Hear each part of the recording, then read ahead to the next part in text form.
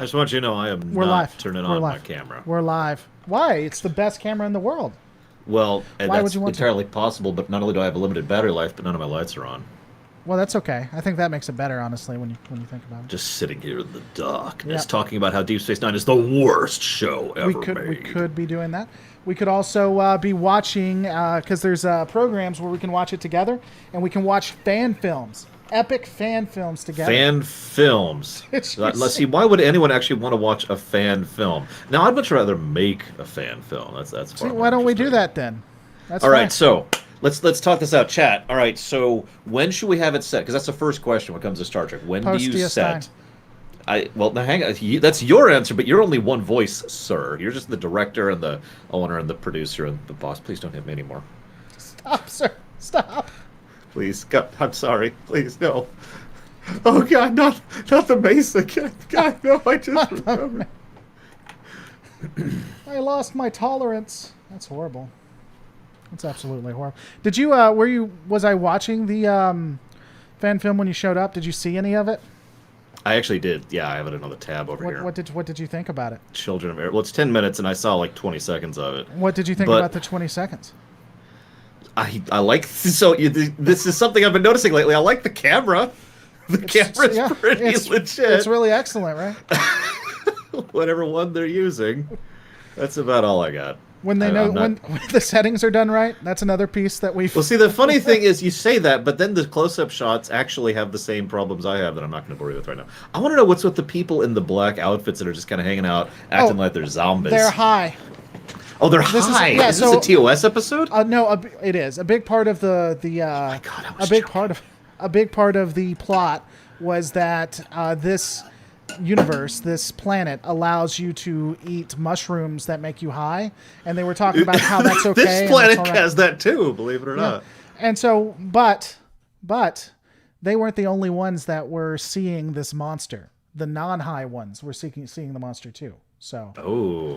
So there actually is a monster, except it's invisible. Doctor Who reference. Exactly. Well, no. Where's the ship? Someone give me a timestamp for the ship. I want to see this thing. Y'all are talking about it in the chat. Did you see the monster too? No. Okay, so 9:44 for the monster. 9:44. Hang on, 9:44. For the monster. I'm looking. There it is. It's that frickin' thing. Spectre of the Gun. I've never seen that before. Is that from You're kidding? Hang on, I'll pull it up right now. Give me a second. The ship is at the ship is at 042. I have some questions for it as well. Where's this? Hang on. Give me a sec. I gotta pull up my TOS episodes. Here we go. Season 3. Spectre of the Gun. One of the last episodes that Kuhn worked on, I believe. Let me mute that. This, and then there's and then there's like, oh, dude, we'll totally let you go because we won't shoot you. Crap, I don't remember. Someone remember where the aliens show up in Spectre of the Gun? Help me out. So while you're doing 7 that, billion Trek geeks here. While you're doing that, let me tell you the plot. So the stoned people were walking on this plant, and so the monster was was psychically scaring them off and hurting their brains because he wanted to study the plant. And so they told him, they're like, hey, you can't just study the plant. You have to ask for permission, and you have to talk to like the planetary governor. And he's like, oh, do you think the planetary governor will listen to me? And they said, yeah. And that's where it ended. It never even showed the conversation with the planetary governor. It just ends on a captain's log that everything was settled. See, that sounds like the best writing I have ever heard. See, that's what I thought too. I was like, oh my God, I shouldn't even make a fan film now. There it is. I'm right. Spectre of the Gun, 7 minutes, 17 seconds in. You gonna share it or? Yeah, I can pull it up on Discord, but I can't share it in a way you'll see. But you can't share. You can't share the. Is it? Where are you getting it from? Like Netflix or something? Local file. I rip all my Blu-rays. Can you Gyazo it?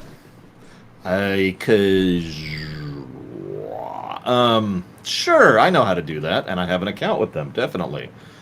All of those things are true. You know what? I'm just going to share it with you. Screw you. Okay, Screw can I you. You're Gyazo gonna it? get it? Can I Gyazo it for me? Oh, that's actually a good idea. I'll toss you an image. Okay. Hang on. Right here. Bamf. Because we want to None of this is mockery, by the way. If whoever's actually made this film was watching, I'm not actually making fun. No, I just got to clarify that. Some people don't know me or my style. Here, check it out. Look.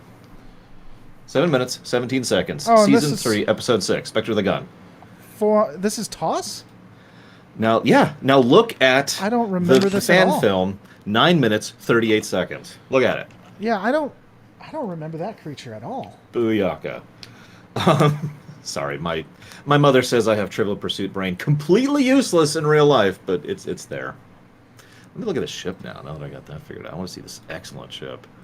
What do we got here? Space dock. There's... Hang on, rewind. They've got the Star Trek 6 font. The best font of Trek fonts. Best font of all. It is! I'm not even joking. Of course, that's the graphic designer geek in me, but I love that font. It's legit. It's also the one I used for DS9 stuff. That is a cool-looking ship. I like that. It's like an NX variant. There's a lot of questions on that ship, though. I don't think it really works, necessarily. Oh, no, it doesn't work at all, but it's cool-looking. It's a Star Trek, dude. Well, I mean, even by Star Trek means it makes no sense. Hold on. Let me do a screen cap of that. I want to know why the torpedoes are down there. I don't think those are torpedoes. Are they? Well, I mean, okay, they look a lot like the torpedo banks on the Reliant model, which is what I'm referencing. I don't know if they are. It looks like, yeah, that's what I would say. It looks like if a Reliant and Excelsior had a baby. Yeah, I could see that. Hold on, let me put this on the screen. Let's discuss that for a second, and then I'll keep the title as DS9, so we'll catfish them. That's exactly what we're going to do. This is how YouTube works, ladies and gentlemen. I noticed the chat slowed down. The moment I showed up, the chat stopped chatting. Guys, it's okay. I don't buy it, I swear. This is how YouTube works, though. It's exactly. This is totally how YouTube works. All right, hold on. Let me share that image. See, I kind of get what they're going for the ship, because it's got the dual, the drive section thing going on. Well, the dual drive section. Hold on. Like, if you look... Hang on, let me rewind a second here. Because on the approach at about 30-ish seconds, and you can see the gap in between the two right there. Yeah, but why do they have two... What are the blue? Are those deflector shields? Why would they have those two? Those look a lot... Yeah, it looks like... Oh, no, it does look like that. Okay, at exactly 35 seconds, they've got... You can see both deflector shields in both drive sections. And then they got the torpedoes under that. And then you got the classic Constitution A, which is the best, by the way, the best warp drives right there. But yeah, that looks like you smashed those. Why the dual drives? That's the only thing that's weirded me out.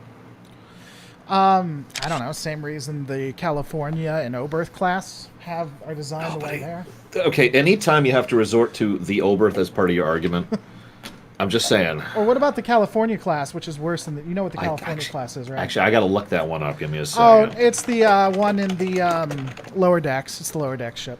Oh, okay. That would explain why I haven't seen it. Because for those of you who haven't seen... No, I haven't seen that yet. What the hell am I looking at? Are you talking about the lower decks one? I'm looking at the California class ship. It's pretty bad. How does that work? It's pretty bad. How does that Actually, work? and they show a... what is it? No, it isn't an LSD. What are they when they're... They show the internals of the ship. And the... They show the turbo lift quite clearly goes down to the bottom part of it. And that's what I thought. So, but looking at this ship specifically, going back to this, because we can look at the California. Yeah, okay, yeah. Let's go back to the actually good ship from the good show. Do they have any? Do they have any phasers? I guess maybe they have the Abrams yeah, they got phasers. The ones, well, no, they've got the ones under the saucer. I forget what those are called, but it's the classic Constitution ones, you know. Oh, do they? With the little bulb down there. Yeah, I didn't even see that. Yeah, they're there. Mm-hmm. Huh. Okay. I'm not sure. Do we get an aft shot? Hang on, there's an aft shot earlier. Let me rewind a bit. Oh, the aft shot. So we got our two impulse.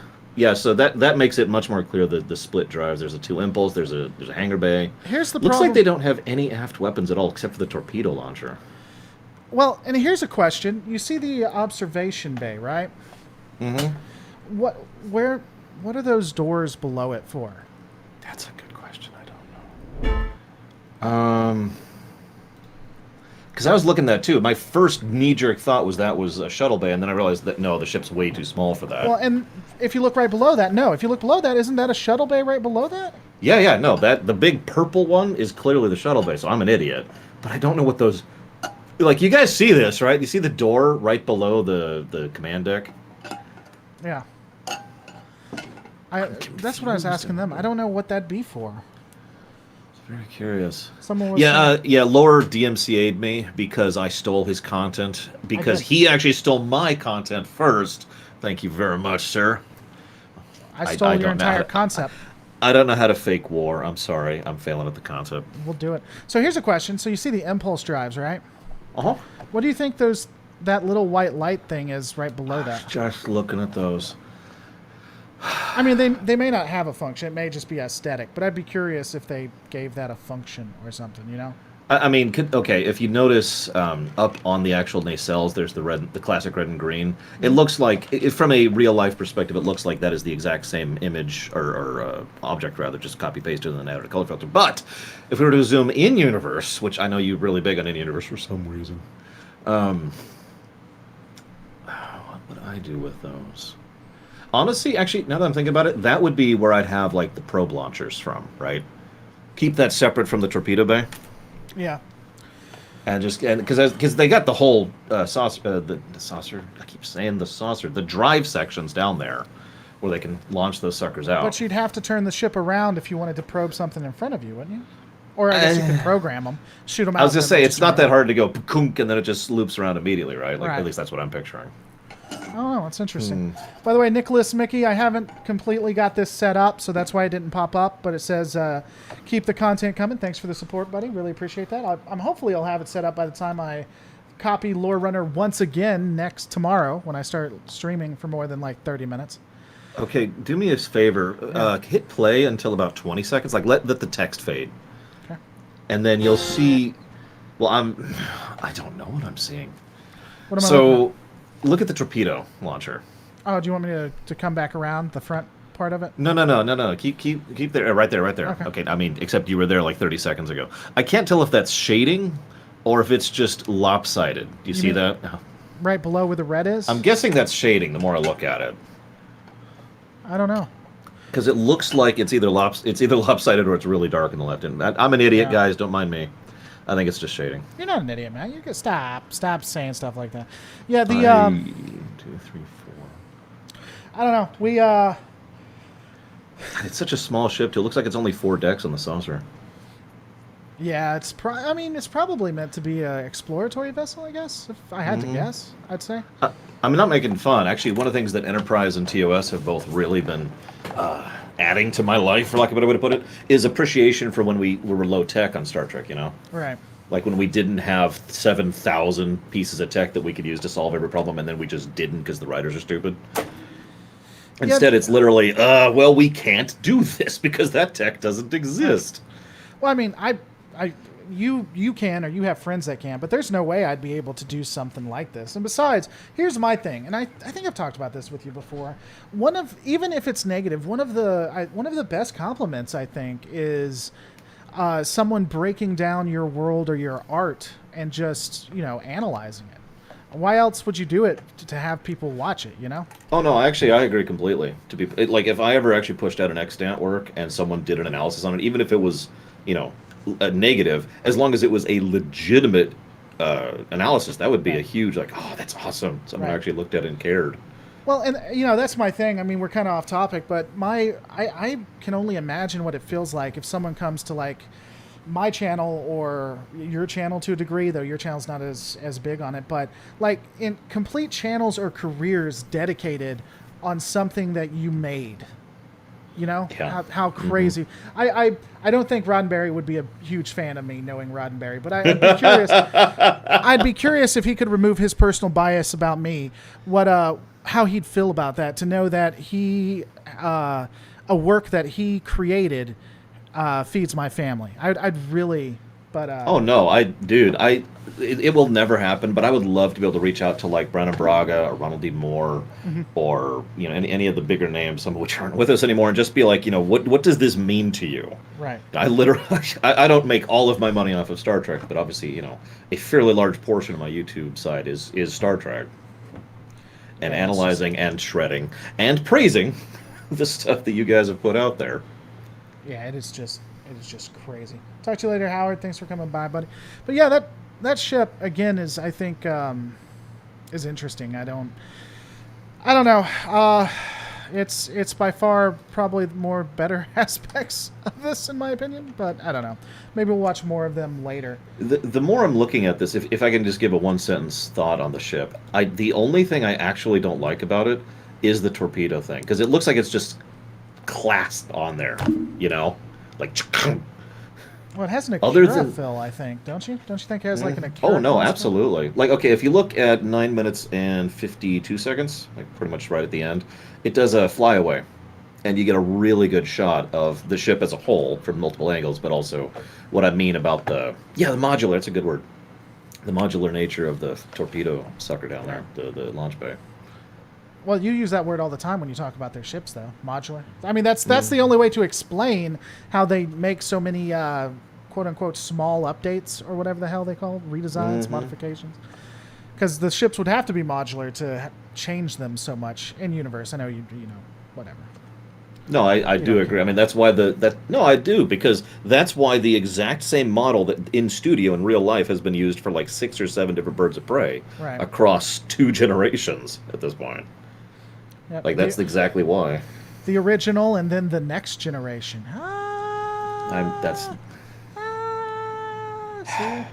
See, this is why I hate him, guys. You should give this guy more money so he can hire people to write jokes for him. He needs it, man. God. I do need it. This poor dude. He needs more money. Please give him more money right now.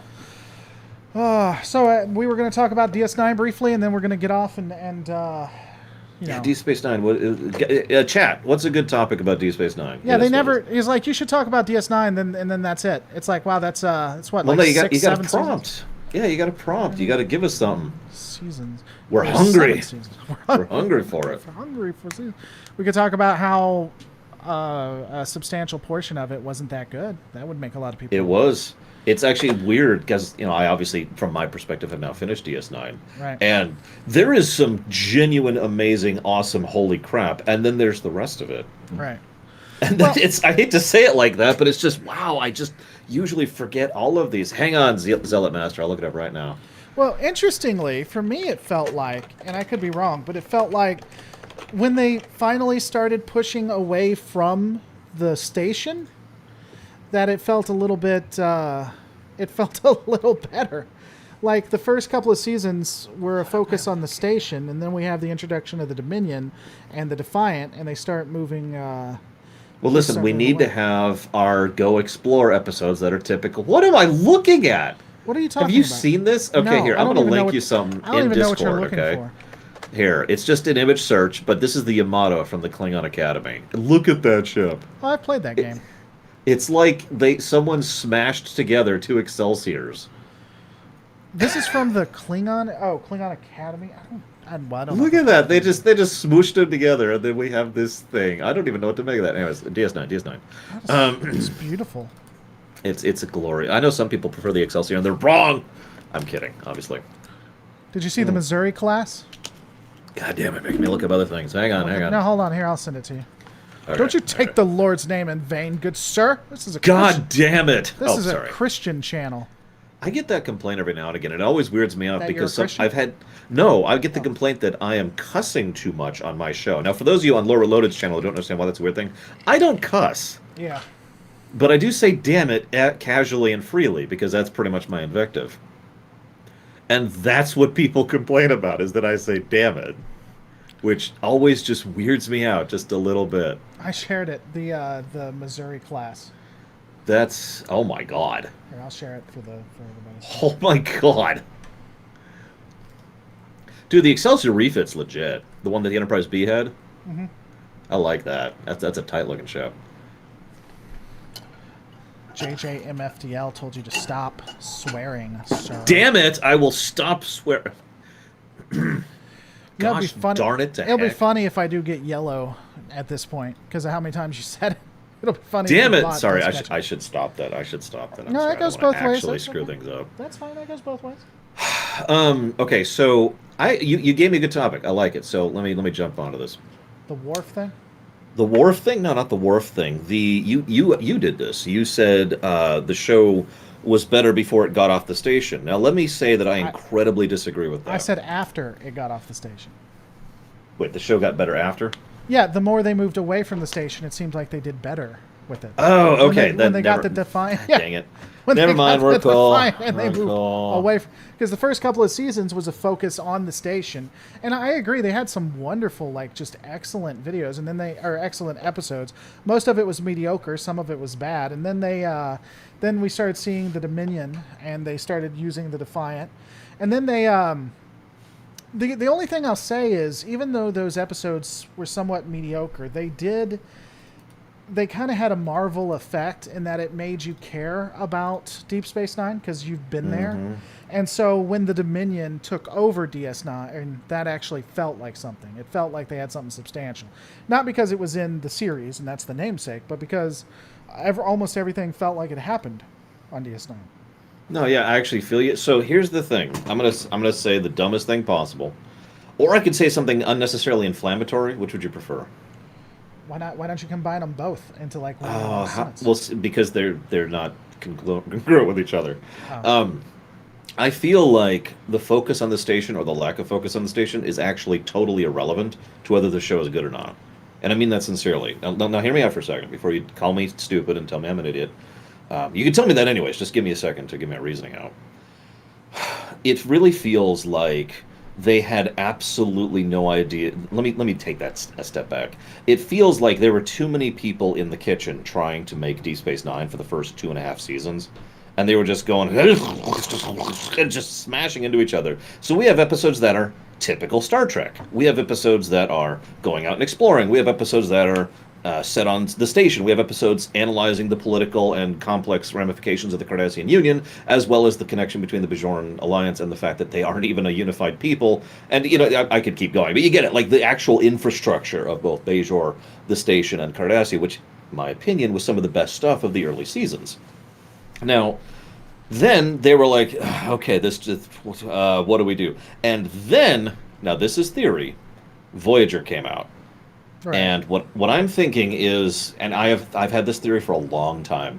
I think most of the actual upper executives, including Rick Berman, who I remind you was actually the executive producer of DS9, stopped paying attention to Deep Space Nine, and that allowed the creative staff to actually make stories. And then they started really going into the stuff that they'd already kind of invested in. Going into the Cardassians, going into the Bajorans, going into the station, going into the political situation, and then, of course, building up the eventual buildup of the Dominion, the Klingons, and the war. Right. None of that happened until Voyager came out and Rick Berman kind of, maybe, theoretically, pieced out of the thing. I don't want to focus on Rick Berman. Let me take that back. The executives in general, the upper echelons, walked away. But that's my theory. It was probably Rick Berman, though. It was probably mostly Rick Berman. Well, I don't want to vilify him too much. I give that man a lot of flack because he's a terrible human being, but I don't want to focus on him like he's the only problem.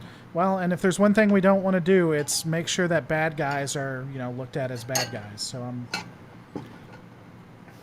giving you a hard time. You're failing at it, dude. I'm sorry. I'm not at all. I'm in a good mood today because of events I'm not going to say out loud. And so, it's okay, guys. I got laid. And that's what I was going to say. Bow, chicka, bow, bow. It's a joke. I'm joking. I never get laid. No, the actual... I really feel that once they decided to really latch onto something, that really helped the show. And I could say that with definitiveness because I could say that about every Trek. In TOS, as soon as they latched onto the tight character dynamic of the big three, TOS started pushing out really good episodes. Late season 1, early season 2. TNG, right about season 3, when they really started to focus on the character aspects and really pushing what they could do with regards to, I don't know how to call it, like episodes like the Defector, right? Right. Episodes that a lot of the stuff dealing with the Romulans, a lot of the stuff dealing with how they're going to deal with the Klingon situation in that wonderful episode where Geordi gets mind controlled. I can never think of the name of it, but you know the one. Yeah. And of course, Best of Both Worlds and the follow-up that Drumhead is another excellent example of what I'm talking about. TNG saw that was their thing, and they were good at it, and they latched onto it, and that's when TNG started being amazing. Same thing with DS9, same thing with TOS. And frankly, same thing with Voyager, in my opinion. I know I'm going to get flack for that, but I think Voyager in about season 5 really figured out what they were doing, started focusing on the character elements more than anything else, and focused on their cast, and started being actually good television. Until they got to like the last season, and Until they got to season 7, it fell apart hard. But and then still, they, and then they were like, "Hey, you know what? Let's make the entire arc about the Borg, and yet somehow not have an assimilated Voyager, because that'll work out somehow." I will never. Actually, there have been good Borg episodes. I was surprised by that. There have been. I don't disagree. There have been. I mean, in Borg Voyager episodes, specifically. I agree with that too, but not many. I mean, Not many. No, Yeah. not many. And then, you know what? Actually, just to keep going with this, Enterprise season 4. I mean, we could argue season 3 or season 4, but in either case, Enterprise found itself and was like, this. until the last episode where they're like, "Let's make it a holo program." Let's not talk about that. I mean, I get what they were trying to go for. They were trying to like combine it, like make it impactful to the finale of TNG, and bring. Well, was that the finale? No, that wasn't the finale. Where he turns himself in or whatever. You know what I'm talking about? It was supposed to be a tie-in. I'm sure you know, to the O-Birth episode with the cloaking device. What was the name of that? The Pegasus is the name of the TNG episode. Oh, there you go. These are the Voyages is the name of the Enterprise episode. Correct, but These Are the Voyages was supposed to tie into Pegasus. Yes, and it was terrible. Yeah, they were trying to. It was do something special. even even Frakes was like, this is a bad idea. Right. Well, No, really, it's just- you can find quotes. Go out there, viewers, find quotes from Frakes. Look up Jonathan Frakes. These are the Voyages. He does not speak kindly about that episode. Yeah, but is that after the fact, or was he against it before? Do you know? I don't know because I'm not there yet. I haven't gotten there in my research. Okay, I was just curious. They also want us to talk about DS9 stealing all of the plot points from Babylon 5. Oh, jeez. You know, I actually brought that up in my own Rumination series plug. I know. I know. What do you think? I'm just going to throw the ball at you here. I mean, I think your theory was the best one that I've heard. Because for me, it doesn't seem... Because I've watched both series, like, all the way through. DS9 a million times. I've watched Babylon 5 once or twice. Beyond a couple of character names and the overall starting arc, where it's like a station in the middle of nowhere, there's really not a lot connected to it. And it seems like to me that if there is a connection there, that he walked in, pitched Babylon 5, and somehow, not done on purpose, somehow that went through the offices and they put it into Deep Space Nine. That really seems like the most logical explanation. Because I don't know. Sorry. No, I was just going to say, first off, generally companies don't go looking for a fight or looking to get sued. And nothing else makes sense because it doesn't match in any other way. I also have to admit, I don't remember if I mentioned this in the Ruminations, but I've always had the theory that the DS9 show was already on the table, so to speak, and then B5 thing was pitched, and then they were all like, hey, and decided of the options, because I don't know if you remember this, but before DS9 was DS9, it was the new Star Trek show, and they had a bunch of different options for that. Right. And I have a feeling that when Babylon 5 was pitched, they picked the station option, Right. you know, as in part inspired by the B5 pitch. And I agree with who said that. Vile Mike said that in chat. Comparing Babylon 5 to DS9 is kind of like comparing Flash Gordon to Star Wars A New Hope. You can do it, Right. but it's not valid, in my opinion. As I said, they're really, and I agree with the word superficial, they're really... Ducat is very odd. That doesn't seem like a common name. Maybe it is. It doesn't seem like a common name. But beyond that, everything else, like you said, I could pick any number of different shows and then put them together. I could make Battlestar Galactica Reimagined and Deep Space Nine, put those together with as much information as Babylon 5 and Deep Space Nine. It really, there's just not a ton there. It's just weird. Yeah, I agree. And I forget who it was. I want to say SF Debris, but it's not. I was watching a Daft Pina, actually, is who it is. No one's probably going to know that. He analyzes animation shows and stuff. He was talking about how there were two companies that had a cat and mouse shows. It was Tom and Jerry and something else, right? And both companies came out with the cat playing the piano and the mouse was inside the piano. and it had a couple of the same jokes. And what was interesting is if you look at that, one show went live on the air first, but the other show had development numbers first. And at the end of the day, the more you look into it, it's basically that they just had the same concept. Mm-hmm. I mean, that happens a lot. Yeah. That's not a new thing by any measure. Yeah, it's interesting because that was like a huge thing for the animation, that one copied the other, but the more research you do, there was no way. They didn't intermix, none of the people talked to each other, there's no indication any conversations happen between anybody. And so they just happened to make a similar episode, which was it was crazy because it was near the same time, but beyond that, kind of weird. Or the Simba and Kimba thing. Simba and what the hell is it called? The White Lion or whatever? Yeah, the White Lion. Do you watch YMS? Probably not. No. I took all their ideas from Dynasty. It makes sense. Kimba the White Lion? Yeah, go ahead. DS9 is people, okay? It's true. Sorry. That's what happened. Yeah, again, that's just a wild thing. But Kimba the White Lion didn't steal anything from Simba, from The Lion King. There's no evidence of that. They just sound alike. I don't care. My life's interesting. I don't care what you guys think. Why do we never You're so defensive, man. It's okay. We're not... Well, I'm not here to attack you. They are. They hate you and they want to tear you to shreds. But I'm your friend, buddy. Why do we never see Deep Space 1 through 8? So you want to hear something funny? When I was a kid, and I don't know how I got it in my head. I think I just either saw an episode or saw a commercial. I literally thought Babylon 5 was like a sequel to like Babylon 4 or something like that. I don't know how. I mean, it's in the show. It's in the show. But no, I thought it was actually a sequel, that they had done Babylon 4 like as a series, and then Babylon 5 was the next. No, I get you. We all think kind of weird things. You want to hear? Here, I'm going to publicly embarrass myself. You ready for this? Check this out. I was born ready. When I was a kid, I would spot plot holes or like special effects issues or props issues or mistakes in shows, movies, and games, and I would think, oh, I'm an idiot. And that's exactly what I would think, because the logic of Kid Me was that there's so much money and time by professionals that goes into making, and I knew that even when I was young because of things I'm not going to go into right now, and I knew that. So obviously, if there's any questions or comments or complaints that I have, any nitpicks, that makes so much sense that it's my fault and not the show, the game, or the movie.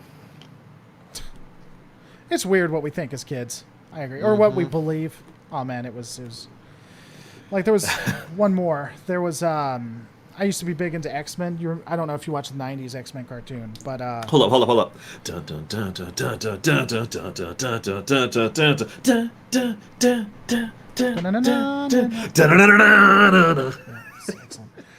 So, no, I never heard of the show. I watched it from beginning to end, and it didn't have like a series finale at the time that it ended on whatever I was watching it. And I was talking to my friend, and I said, "Yeah, it just restarted. They started the show over again." And my friend said, "Oh, well, they redo the cartoons, so it's a different cartoon. It'll have a different storyline." And I fucking watched that thing for like a month, like trying to figure out what the different storyline was. It's like, this seems exactly the same. You think that's bad? Look into the G1 Transformers history. Any of you Transformers geeks out there, you already know what I'm talking about. That is a convoluted mess. And you have to consider which things you count, because then the Japanese show kept going. Right. Exactly. And then the English show started going again after the Japanese show connected into it. That wasn't in English.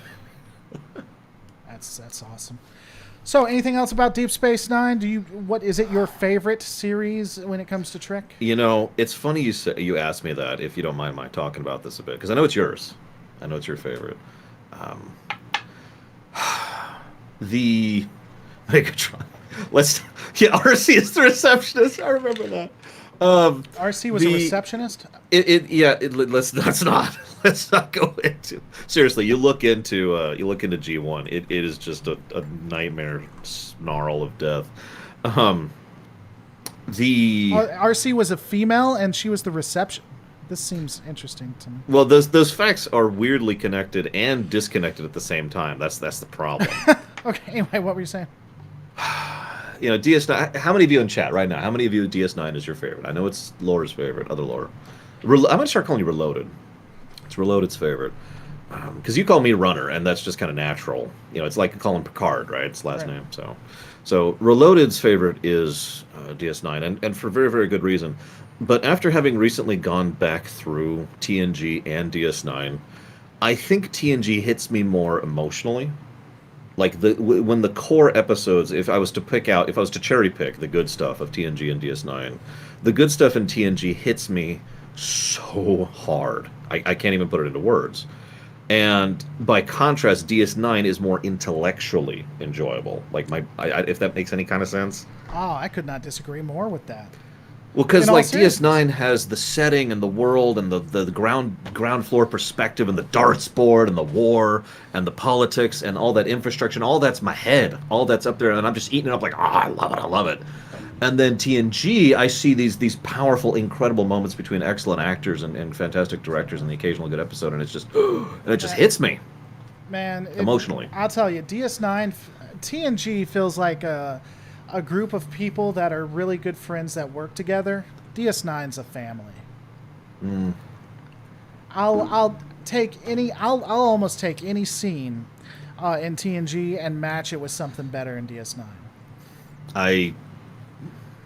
From a family, from an emotional context. Yeah, that's why I hesitated there. I started thinking about it. If you really want me to hear somebody say something terrible, my favorite, how do I phrase this as accurately as I can? My favorite interactions amongst the crew of every Star Trek show is Voyager. Well, I mean, we all like bad writing. We all have our guilty pleasures. No, so. Nothing about writing. Nothing about writing. This is not about scripts. This is not about directing. This is not about plot arcs or total lack of continuity or other nonsense. No, it's just about how the cast and how the crew get along together and how they connect with each other. Voyager's cast, I've said this so many times. It's one of the first things I said when I first started the show. Voyager's cast had the severe luck of having incredible chemistry with each other right out the gate. That is, I've said it before. I think that's the only reason Voyager really had a shot at anything. So, let's go back. I honestly, I'd have to go back and look at that. I haven't studied Voyager as much as you, so I'd have to think on that. But looking at the TNG things, let me ask you this. So, I mean, if you disagree with me, you can tell me, and you can walk me through why you disagree with me. But there are just instances. I can't remember the exact name of the episode, but there was an episode, and there's a couple episodes like this, but so something happened. It's the one where Molly comes back from the past and she's like, I just covered that one. Well, and by I just covered, I mean it came out, I recorded that last October, but that's just listen, there's one point in it though. So okay.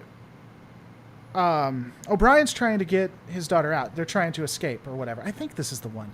And so he's bypassing the system and he's overriding security lockouts and he's trying to hide who he is. And he comes up and I think he's at the final place and he's trying to get through and he's getting an error message or whatever.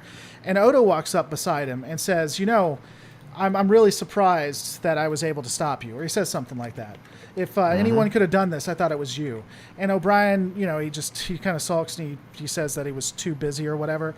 And then Odo hits the button, opens it, and then he just motions with his head, and O'Brien just goes in. There are so many moments that are like that, where they're not just they don't just work together. They're a family. And I don't know, maybe I need to rewatch TNG, but I never felt moments like that. Not that they're not really good friends or that they wouldn't be there for each other, but other things just felt flat for me. It's interesting. I don't have a way to counteract that. I know the scene you're talking about. In fact, I just watched it while you were talking about it. Viewers at home, that would be season 6, episode 24, Times Orphan. Right. But I mean, that's not the only one. There's instances where someone is down and either they're come to pick them up or they just turn the other cheek. There's 2 other instances I think were really good. Another one was it was an early DS9 episode where again O'Brien was trying to escape, and damn it, O'Brien. Yeah, O'Brien's trying to help this alien escape, Tosk escape. And I remember watching your breakdown of this because Odo was like, I can stop him immediately, and Sisko was like, you can take your time getting back to security or whatever. And Odo is so confused by it. He's just, okay, I'll just, and Cisco's like, nah, little faster. It's like, okay. Just leans on it, and then O'Brien's like, "I was sure you'd have us," and Cisco's like, "Yeah, I guess you just got past us on that one." It was crazy. I don't even know how much. By the way, I just want to say Nathan Schultz comment there. That's exactly why Reload is actually a friend of mine, not just a fellow YouTuber, because he's actually, a decent human being who knows how to not screech and rage. I think we have enough screeching, raging in our lives. Well, people get confused at that. Well, the other thing, and then I want to get the other one, but the other thing to it too is people just on this platform, you have to be passionate, but I think what happens is both YouTubers and commenters get so confused with being passionate against the idea and not passionate against the person. Like it's very. Yeah. I may in the past have gotten passionate about something someone said, but I don't, with the exception of maybe one, I don't think I've ever really been mad at the person or anything. It's just, and I have a conversation with anyone I disagree with. But anyway, sorry, real quick, I just want to say I don't know how to pronounce it. Ad hominem. That's what that is right there. Attacking the person and not the argument. Right. Way too many people do that. Continue. The only other thing, and I'd be interested if you have TNG examples. I'd be interested in the counter. But well, see, now you got me thinking of DS9 examples, and I'm trying to think of the name of the episode. But please continue. There was one where there it is. Sorry. There was one with O'Brien. Wow, a lot of O'Brien stuff. O'Brien and I challenge you to think of a non-O'Brien scene. I could with and I got a couple off the top of my head, but O'Brien and Bashir, where O'Brien stops Bashir from saving the Jim Hadar. If you remember that one, he was making stop. Yes, I do know what you're talking about. He was making the antidote or whatever. I don't remember the name of that one, but yeah, I know the episode you're talking about. And so what? When they're back at the station, O'Brien's like, what's his name? Bashir is like, he says something. He's like, I don't feel like doing darts this week, but maybe next week I can. And O'Brien shakes his head. He's like, I'm not really interested. You just feel that. It feels like a family. I can't think of a TNG episode. So before I give you, I want to try and get across part of what I'm feeling. See, I actually said this recently in TOS, in a video I was covering, Amok Time. And in my opinion, and I know I'm going to get some flack for this, but in my opinion, Star Trek is at its best when it is two plus people in a room acting off each other. Like and this is just my opinion, but if you look at all of the really truly amazing episodes and the great scenes from that episode, it's almost always two people acting off each other. To use DS9 example, duet. Right. That is the combination of Gull, I forget his name, except he wasn't a Gull at all. Spoiler alert. And Marcette, Kira, the way they act off each other. What's his name? Marcette or something like that? Marcette, that was him. Marcette. Or Madrid or whatever. No, it wasn't Madrid. Madrid? Wrong one. Like Madrid? Wrong one. Here's my personal example. The Die is Cast, Season 3, Episode 21. Garrick and Odo play off each other so wonderfully. Yeah, Enterprise. In Enterprise Season 1, there's Shuttle Pod 1, which is actually my favorite Enterprise episode so far. I'm only up to Season 2. But that was just two people acting in a tiny room. Right. And yet it's so good. It's just amazingness. But yeah, to go back to the Die is Cast example, my absolutely favorite part of that whole two-parter is this whole scene where Odo's being tortured by Garrick. You can quote that out of context. I'll give you a second to do it. And he finally breaks down. Not Odo. Not the one being tortured. Garrick loses it. Right. He is so bothered by what he's doing to Odo. And he actually flat out says, lie! Lie to me! He's begging him. Give me anything so I can stop this! And there's just this desperation you could feel pouring out of him as he is begging Odo to... And funny fact, Odo does tell him the truth, and Garrick never shares it. Right. He retains the confidence that Odo put in him. And when he finally goes and he just says, nope. Sorry. What was the name of that episode? The Die is Cast, Season 3, Episode 21. Wonderful scene. And now I know that sounds like a strange thing to gush about, but to me, that's what I consider like the emotional core of DS9 is great moments like that. I'll go back to Duet, which is there's a scene, you know, the one in Duet. It still makes me cry to this day. Season 1, episode 19. It's the scene where he finally loses it, where Maritza finally drops the act, and as he says, Maritza, he was the idiot who went back and put his hands over his ears, and you could just hear him absolutely dying inside as he remembers hearing the screams of the Bajorans and how much that just tortured and destroyed. And it just cuts to Kira, who doesn't even say anything. She's just got this expression on her face as all of the sympathy and empathy of another living being finally hits her, despite the fact that he's a Cardassian, which I know sounds kind of horrible, but given how early this was in Kira's arc, it was such an adamantly important part of it. And then, of course, what Kira does is she just quietly walks up, still doesn't say anything, and just turns off the force field. And he freaks out. No, I have to be punished. I have to be punished. We have to learn. And she's just like, no, you did. You are as much a victim in this as we are. Anyways, that's what I consider the emotional core. Now, I point that out, and I know you're enough of an analytical person to point this, but this is for our viewers. Because to me, that's not a family thing, right? That's great interpersonal drama, but that's not family. Sure. Now I got to switch over to TNG. What would be a really good just connection between people in a familial way? So this is going to sound like a weird one to point out, but I'm going to go with season 5, episode 5, Disaster. That's the one, for those of you at home who don't remember, where the ship just hits some random filament, and the camera bounces around the ship as each of them are just dealing with it, you know? Mm-hmm. And, of course, it's an emotional piece, it's a character piece, and blah, blah, blah, but the real part of it that really feels like family to me, for lack of a better way to put it, is just the nature with how each of them so smoothly and effortlessly has each other's backs in a way that is distinct in each of them. Like Geordi and Crusher versus Worf and Keiko versus Picard and the kids versus O'Brien and Troy. Each of those have a fairly different connective tissue between them. And yet that tissue is still there, if that makes any sense. That's a professional... respect or bond, I guess. Where's the familial connection, I guess? They just know each other. If really that doesn't do it for you, you're gonna have to give me a second to think. Can you of give something. me a specific example in Disaster, like a specific scene, maybe? No, hang on. Now you got me thinking in a different direction. Because I mean, I can show you DS9 that does that. The Starship Down immediately comes to my mind, where Worf is being hard on the engineering crew, who have never been on the bridge. They're engineers. They're not trying to be anything like beyond what they enjoy. And he's going to town on them because he's trying to get stuff done. And O'Brien pulls him aside and he's like, hey, you're being a little too tough on them. This isn't a bridge crew, And there's a connection there, but I'd say that's more a professional connection versus one that's again, kind of like Bashir or kind of like O'Brien and Odo. Mm-hmm. And I think there's a ton of Odo and Kira things, or Garrick and Bashir.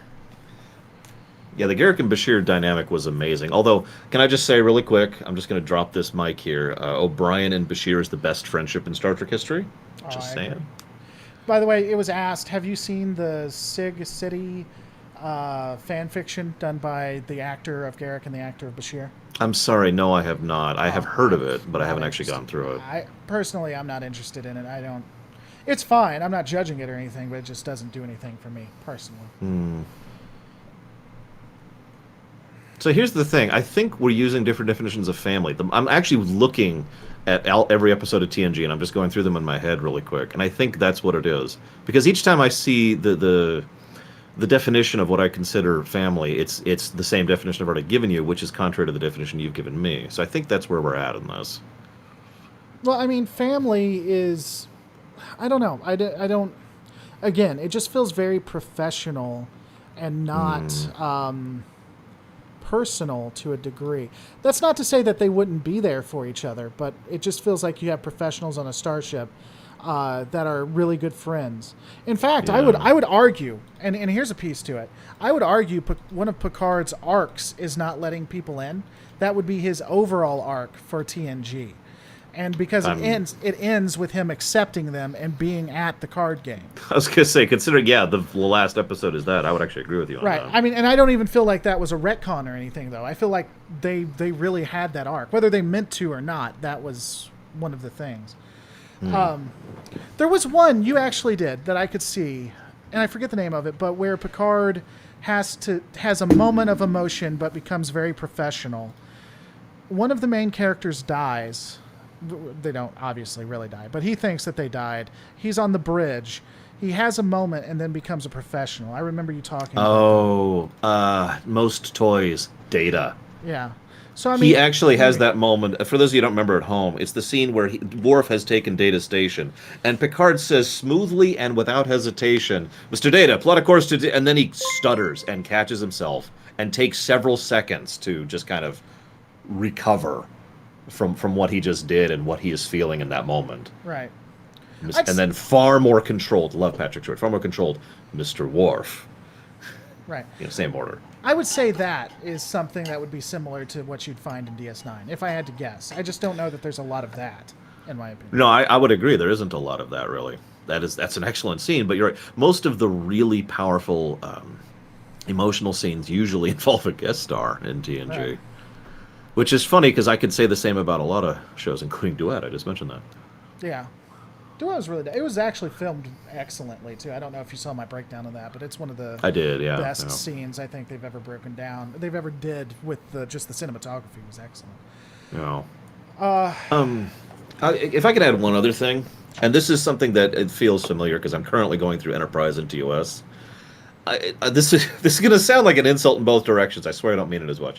Enterprise and TNG versus TOS and DS9. Now, the main point I'm trying to pull out here is Enterprise and TNG felt more, let's call it, stable in terms of quality. I know I'm going to get some disagreements, and that's fine. But what I mean by that is TOS and DS9's bads are much worse than TNG. Did I say TNG? I did. I keep screwing that up. God dang it. TOS's and DS9's bads are much worse than TNG's and Enterprise's, in my opinion. By contrast, however, and this is the point, TOS's and DS9's highs are way higher than Enterprise and TNG's highs. If you were to graph out quality, if I was to give a number ranking to each episode, DS9 and TOS would both be up and down, whereas TNG and Enterprise are more in the middle, for good and for bad. Yeah, I mean, I guess someone's going to pull up the TNG racist episode on you real quick to try to disprove you. But overall, I think you're right. Like, even the bad ones, I think, would be lukewarm for the most part. I mean, no, I know I've given a lot of lamentations to TNG, but trust me, TOS's terribles are just, oh my god, what is this? Ugh. But at the same time, in fact, here, let me pull up my list really quick here. So, check this out. On the top end, this is just my opinion. On the highs for Enterprise, we have Shuttle Pod 1, Fallen Hero, Shockwave, only Part 1, Acquisition, Singularity, and Strange New World. On the bottoms, we have Unexpected and Fortunate Son, okay? Let's look at TOS's. On the top end, we have Amok Time, Errand of Mercy, Balance of Terror, City on the Edge of Forever, Taste of Armageddon, Doomsday Machine, Conscience of the King, This Side of Paradise, Squire of Gothos, Devil in the Dark, and Wolf in the Fold. However, on the bottom, we have Dagger of the Mind, Return of the Archons, Miri, Operation Annihilate, Shore Leave, Cat's Paw, The Alternative Factor, and The Apple. Well, you just hate it because it was made in the 1960s. That's what that is. Yes, I haven't gotten that comment yet, but I probably will next year sometime. I imagine so. But you get my point. More highs and more lows. Right. And they're more distended. Like Amok Time is a thing of beauty. I just covered that last week, so that's very fresh in my mind. That is a absolutely amazing episode. Right. Now contrast that with like Miri. Someone just put it in chat. Miri, the grumps go bonk, bonk, bonk. I'm a grup, and I want to help you. Like it just. Oh my god! I actually haven't covered Troubles of Tribbles yet, so I don't know where that's at in my canon. Sorry. probably going to be in the upper end. Have you seen? Oh wow, it's gone because I just read someone's comment as I was about to ask you that. Have you watched any of the new Trek, the Disco era Trek? So something that's actually funny you say that. It's becoming a recurring trend because I'll say something like such and such has never happened in Star Trek. Dot dot dot. Remember, I haven't watched any of the new stuff yet, so I don't know if it's any. I have not watched Discovery. I have not watched Picard, and I have not watched the new one. I can't think of the name Lower of. Decks? Lower Decks. Lower Decks. Oh, I was just curious. I didn't know if you had any opinion when it came to family or anything like that either. When it comes to that, man, God help you if you like Star Trek Discovery or Picard. It's gonna be horrible. Don't worry, I got a couple of years before I'm even going to watch them. Oh, that's right. I You wait like 60 years or something like that until you. Well, technically, it's more like 150, but because I only watch them on my second time through. Right. So, that's the only time. Yep. Good sir. I'm sure you'll still be getting those hate messages though. I guarantee I have already gotten messages about New Trek on my channel. I remind you, I have not even begun to cover it on my show, Right. and won't for years. See, but you're going to be like owning the world in years, so no one will ever know your opinion on the new Trek. Is what I'm hearing.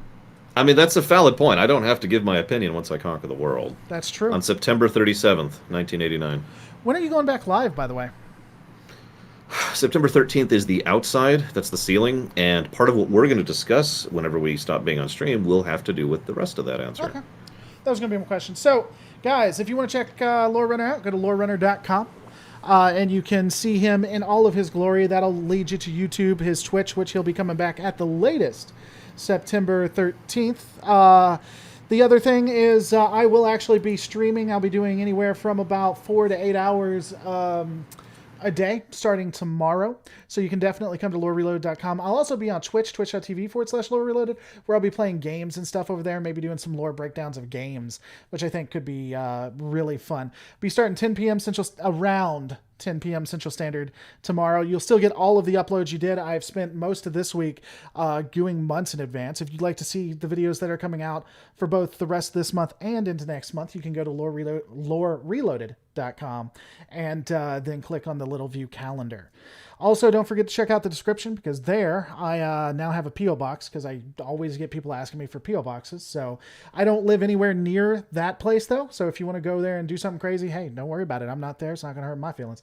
Last but not least, don't forget to rate, comment, and subscribe, guys. I'm going to see you on the next Lore Reloaded.